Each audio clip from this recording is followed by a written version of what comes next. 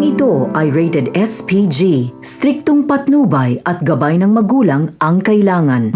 Matapos ngang magkita nila Tanggol at Ben, ay muli namang magkukrus ang landas ng ating bida kina Marcelo at Dante.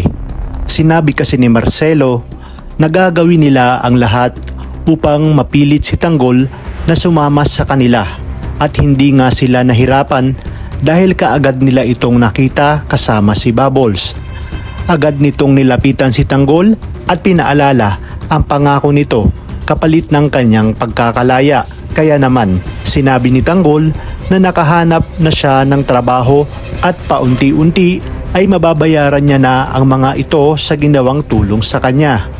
Sinubukan muling kumbinsihin ni Marcelo si Tanggol dahil mas malaki umano ang kikitain ni Tanggol kumpara sa kasalukuyan nitong trabaho.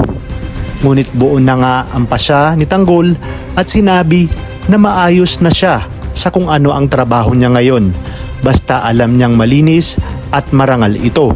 Isa pa, sabay na umano silang magbabagong buhay ni Bubbles kung kaya't muling nabigo si Marcelo at Dante at sinabi niya kay Dante na kung hindi nila madaan sa pakiusap si Tanggol ay idadaan nila ito sa marahas na paraan. Sa pagbalik nila ng mansyon ng mga kabalyeros ay sakto naman na naroroon si Tinding at nagbukas ng gate.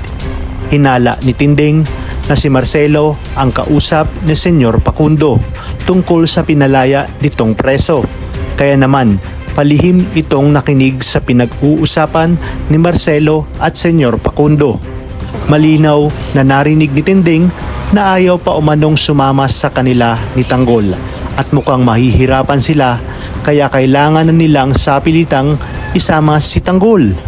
Hindi na napigilan ni Tinding ang kanyang sarili at sumabat sa usapan ni Senyor at Marcelo. Ayon kay Tinding, mawalang galang na umano pero apo niya ang sinasabi ni Marcelo na Tanggol at nakiusap ito na wag idamay ang kanyang apong si Tanggol. Sa kung ano man nga ang plano nila, handa umano siyang manilbihan habang buhay sa mansyon, wag lang malagay sa pahamak ang kanyang apo. Kung kaya't dito nakakuha ng ideya si Marcelo na gagamitin nila si Tinding upang sapilitang sumama sa kanila si Tanggol. Ayon naman kay Senyor Pakundo na hindi pa man hiniling ni Tinding ay nagawa niya na mapalaya ang apo nito.